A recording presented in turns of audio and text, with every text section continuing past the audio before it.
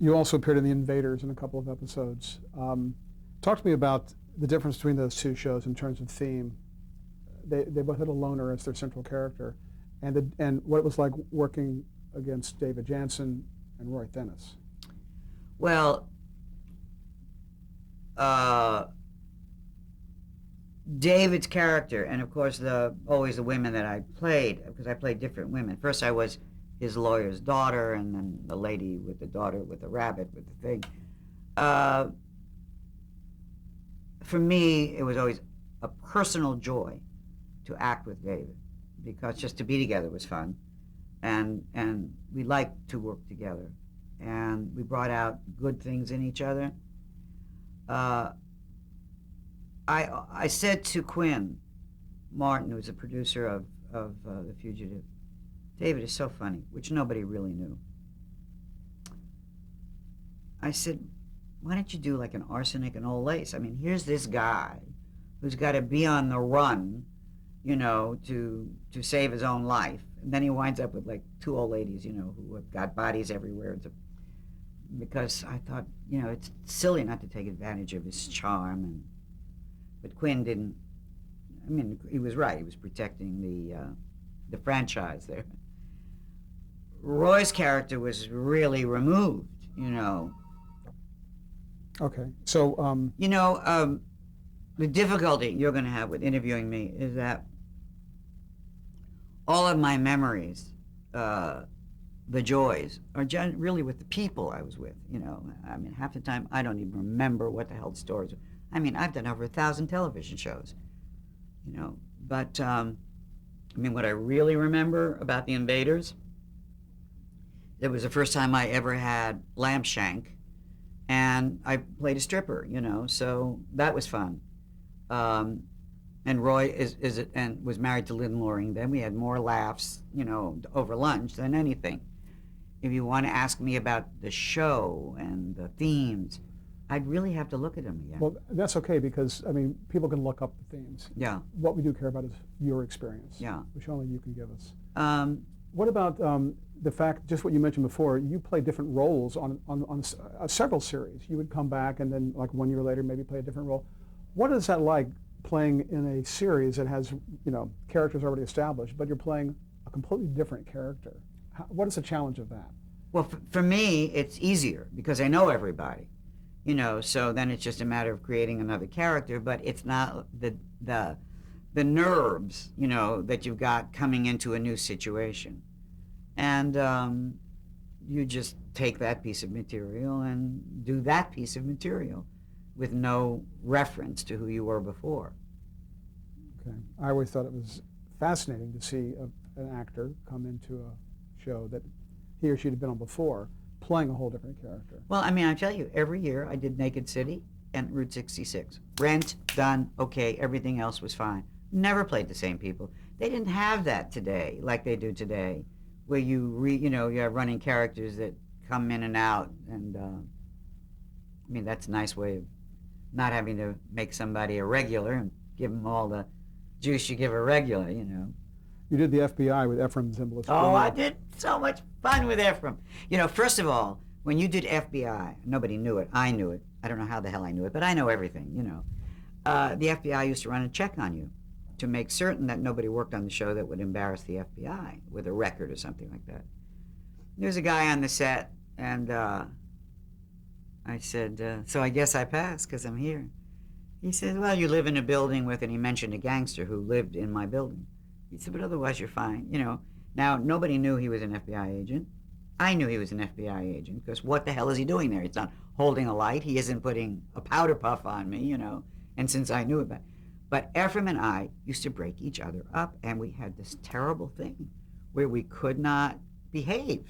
We just could not behave. And it's so un-Ephraim's character, you know. But, I mean, that was kind of like, you know, fun. We're obviously emphasizing television in your career, but there's one film I can't let pass, and that's The Birds. Oh. What was that like for you? Especially in that it was in the midst of, you were, like you said before, you were doing a lot of different things. Well, I'll get back to The Birds, but one of the things I'm really proud of is that I did something that everybody said was the death knell. I went wherever there was good material. Now, I was a movie star, and I was doing television. And people used to say to me, it's going to ruin your career. I said, no, it's not. It's going to improve me as an actor. And that's all I care about. Wherever there's a piece of material that I find challenging or interesting, that's what I'm going to do. And if that's not right, too bad, because this is how I'm going to live my life. Of course, later it became all those crossovers. It was more like English actors, you know. I did the play, then I did a movie, then I did a half hour this and that. Mostly I did, though, all of these specials. But Hitchcock saw me on television. And my agent called. He said, you know, it's very strange. He said, we got a call from Hitchcock's office, and he'd like to see you for the Birds. And I said, I don't know why. Because there's no part. I mean, there was the kid, and there was the mother, and there was Tippy, and then there was like a 49-year-old school teacher who just lived in the community. So I said, what do I care? It's Hitch, you know? So I went to meet him, and we had a grand old time, you know.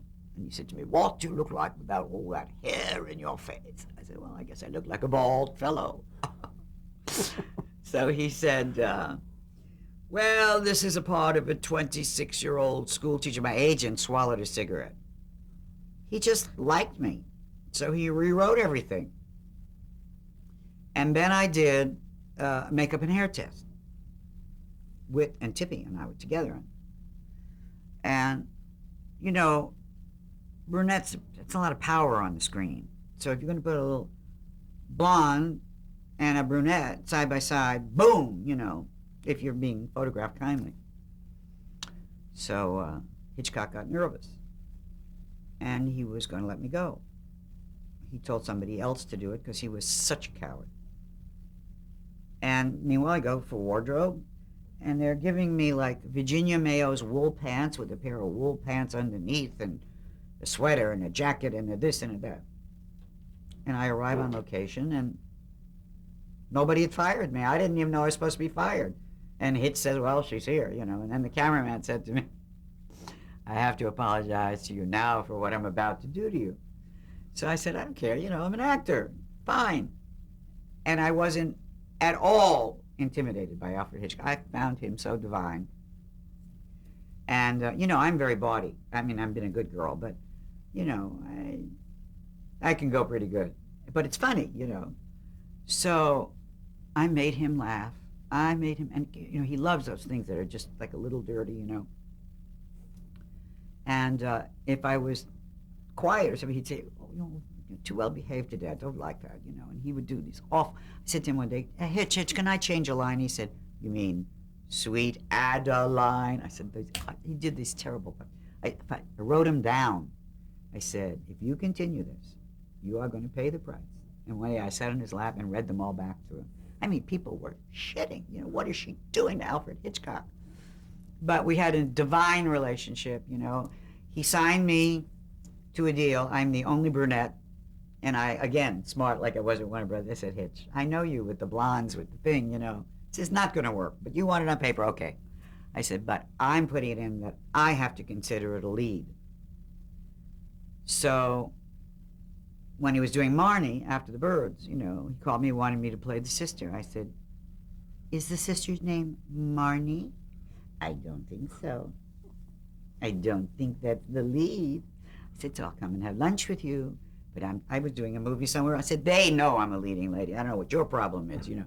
One day I put on a blonde wig, and when he drove up to location, you know, I said, MCA's a little insecure. They think you prefer blondes. He said, take that off. You look like a female impersonator, you know. But I saw him up until the week before he died. I was with him in Chasen's, you know. We had a great time together. And I wish that I had seen more of Hitchcock's films. So really there's stuff that just, you know, instead of just having fun, there are questions I could have asked. I mean, we did have dinner one night. This is so insane, but we were at the Saddle and Sirloin, Alfred Hitchcock, you know, the gourmand, you know. I once said to him, "Can I have a glass of water?" I was at their house up in Santa Cruz, and he said, "What? Yeah." And we're eating, peas and whatever, a steak that, on a platter with the thing. And I got to ask him questions. I said, I'm not going to ask you about your work because, that I can read about. But I want to know if he was a fat kid and what were his parents like. And he had a very wonderful, kind of interesting night that very few people have had with Hitch. And I was crazy about him. But I still regret now, as I see more things, and I want to go, oh, I'd like to ask him about that. But if I had a question, I noticed that the table was up too high or something. Why are you doing that technically? And he would tell me. And also, with each actor, he was a different kind of director. I mean, Tippy had nowhere near any experience. So he would talk her through the emotional life to bring her to the moment of that scene, where he would simply say to me, okay, walk in the door, you know what to do, But he could be like Kazan with her and with me like a traffic cop, So, and any professional question I asked him, as long as it wasn't stupid, he was wonderful, wonderful. I mean, he used to say, actors are like cattle, But it's really because Hitch had the whole movie done already. It was in his head. And, I was so ingenuous. I would go, oh, Hitch, I have a great idea. What if I do this and this and this, What? He was not looking, for an associate. He knew what he was doing. But I was just so stupid. It didn't occur to me, having worked in the theater, that these suggestions weren't going to be valuable, or at least, proffered, allowed to be proffered. And he never once made me think that I shouldn't continue to do that. And that was very generous of him. The only people who don't welcome those that kind of collaboration are insecure people who usually aren't very good. Let's do a little word association. Take you through some of the 60s series, just a few. I'll just say the title and just a brief thought. Gunsmoke. Oh, I did the last Gunsmoke. Jodie Foster played my daughter. She's getting much too old to play my daughter. I loved Michael Landon. I loved the guys. The material, I have no idea. I don't even remember. Marcus Welby, MD. I found Robert Young an interesting, sad man. I think he had been a drinker, and I think he had found a God, and I think we had to pray before, which nobody had ever done on the set before. But he was kind of alone. It was like, professional, wonderful, no problem, but no, I didn't come away thinking, yeah, I'm glad I met him, What about James Brolin? But delightful. Jim and I know Jim anyhow, because we used to do Hollywood Squares, and he would come in, he just delivered a foal, the kind of guy that's, so unlike anything I never knew in my life. Oh yeah, I just changed 7 tires and delivered a foal and took the hay and shoved it up his ass, And he's gorgeous, The Courtship of Eddie's Father. Oh, well. That was another boyfriend of mine, Bill Bixby. I liked that very, very much. I liked that show. I did it because Jimmy Comack wanted to write a series for me. And he asked me if we would, work together so we could kind of get a fix on each other. I think he really just wanted to capitalize on the romance.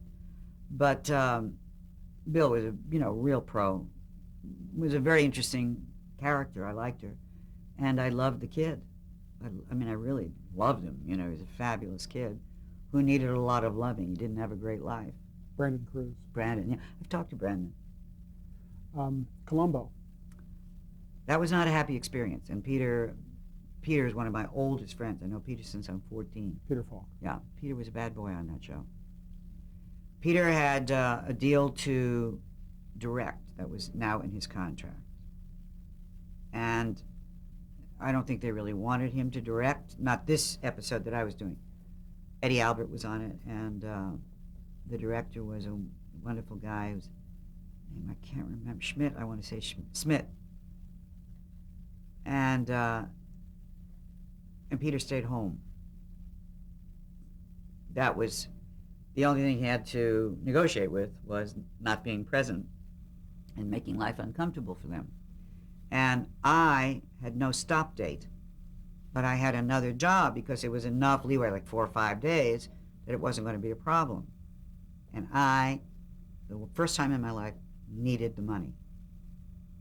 I think it was when we had the mudslide and I'd lost half of my house.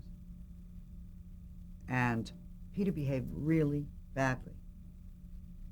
And so the Universal executive said, we're not going to have another Anthony Franciosa in our hands. And he said he wasn't feeling well, and they said, fine, we'll send our doctor to check on you. And they came to me. They wanted a deposition because had he said to me he was going to stay home, which he had not. And so they got a photo double. They read off camera the lines, and Eddie and I acted with the guy just going like this. And then Peter came back, because if he didn't come back, he was going to be sued. And now he wanted to do the scenes with us, and the director said, I wish I remembered his name because he was my hero. He said, oh no, I've finished the picture. And Eddie Albert said to Peter, I always wanted to meet you, I always wanted to work with you, but you're a real asshole. Eddie pulled no punches. And I didn't talk to Peter for a year. I mean, how can I not talk to Peter? I mean, now, but I thought he behaved really, really badly. And you know, that's always a problem if you get caught in the mix between a friend and a problem with the studio or producers, and everybody has their moment when that happens, you know. I've had a moment like that too, where, you know, friends would have preferred that I had given them more information, but I couldn't. So that was Columbo.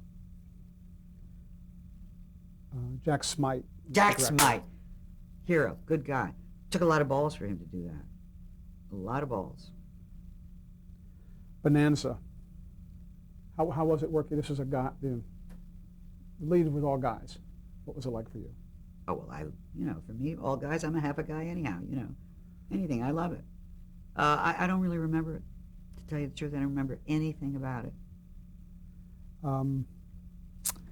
You were a guest host for Johnny Carson on The Tonight Show. Yep. In the 70s. What was that like? Were you nervous? A nightmare. How did you prepare for that? I mean, well, first of all, how did that come to you? Well, you know, I'd done The Tonight Show over and over. Johnny loved me, and I loved Johnny. And they said, we'd like you to host it. I said, oh, okay. So I wrote one of my poems, you know, that was like my monologue. And then my first guest was Charles Aznavour. And as he was singing, his whole body was shaking, and I thought, oh my God, he's going into a spasm. The man is going to drop dead. He's going to fall. Now, what do I do? I mean, I don't sing. I'm not a comedian. What the hell do you do? And in the middle, I thought, what was I thinking? What am I doing here? But you know, Johnny was so brilliant. I mean, I'd done them all. He was so brilliant at making you the best you could possibly be that it never occurred to me I wasn't that good. It was Johnny, you know. And afterwards I said, how could you like me? How could you have done that to me? You know, it went okay, but it's easier if you got you're a Joan Rivers or this one or that one. You can go to a song if something goes wrong. I had nothing. But I had asked for Marsha Wallace, interestingly enough. I had seen her on a talk show and thought she was fabulous. And she wound up on Newark. You did a number of, as you mentioned before, television movies for a period of time. The Queen. How did you like that experience of doing TV movies? Mm-hmm. Love it. Why?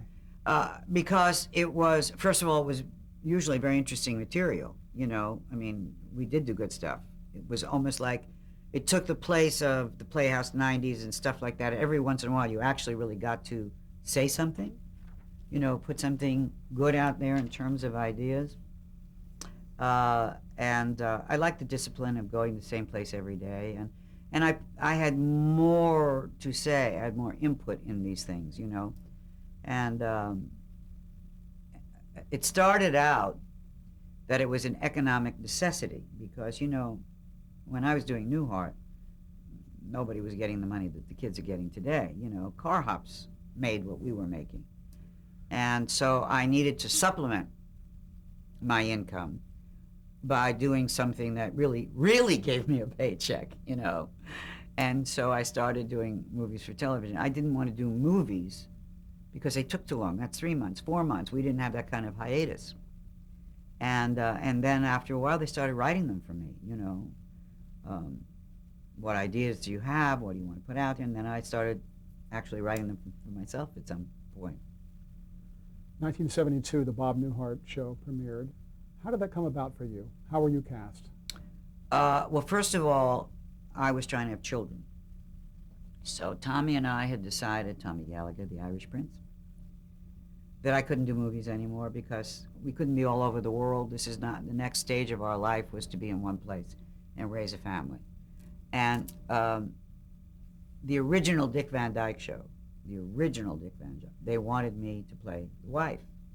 But I had done a pilot for Yorkin and Lear called Band of Gold. And I wasn't available. So they got this unknown, Mary Tyler Moore. But when Dick was going to do the second Dick Van Dyke show, he wanted me to play his wife this time. But he was doing it in Cave Creek, Arizona.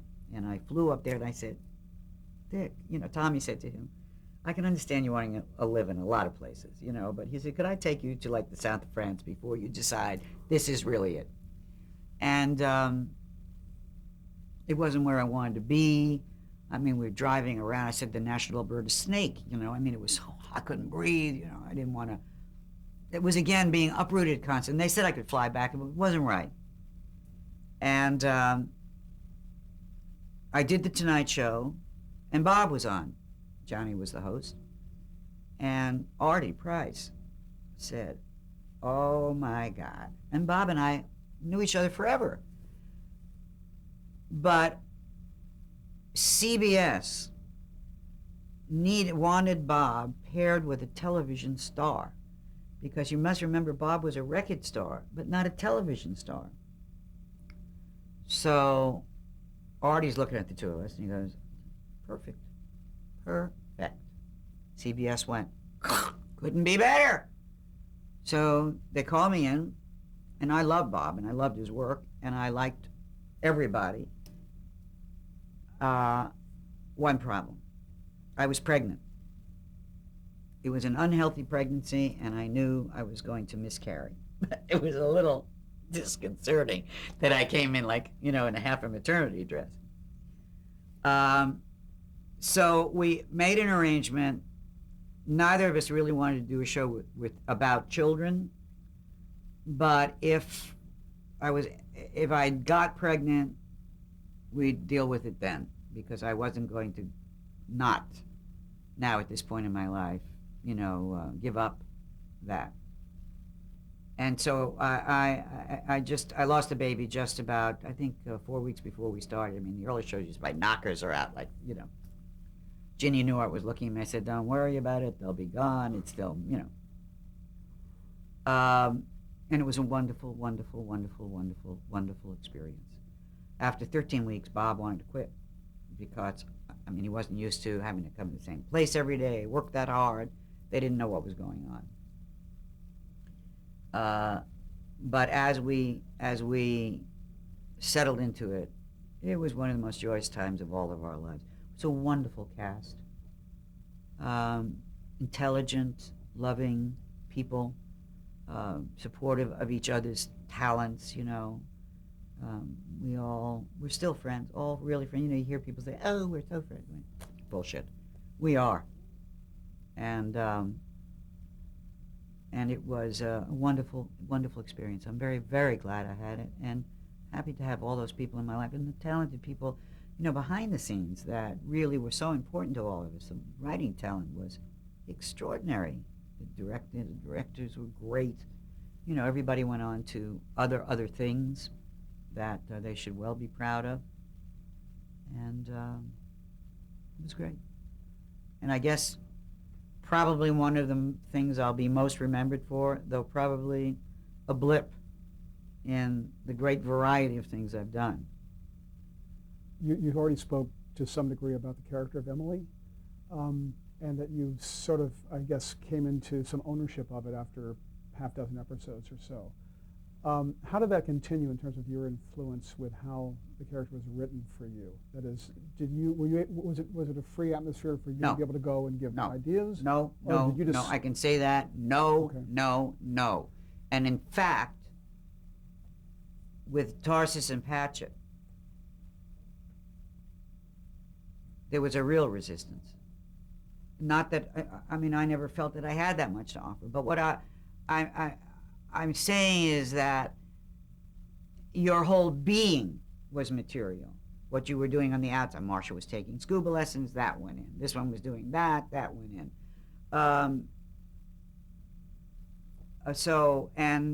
And all, I mean, what would transpire over dinner, the way Bob and I would relate, that would be in the next week, you know. And I used to say to Bob, you are such a good physical comedian. You are so goddamn lazy. Get up off your ass. Get up off your ass. You know, you're just too good. And he was wonderful, you know, great dancer, great athlete. That body really works, you know. But if he doesn't have to do it, he's not going to do it. When we did the 19th year, the 20-year reunion, Bob had gotten into the habit of using cue cards in the second Newhart, in my beloved husband's Newhart. And at one point we were doing a scene, and I noticed that Bob had the wrong emotion going because he thought it was a different thing, and he was reading it, and by the time he got down to the next two sentences, and I said to him, what are you, Ironsides? I mean, you get up off your ass, and stop this. And when he was going to do a new series, another one after that, I said, listen to me, Bob. I say this really because I love you.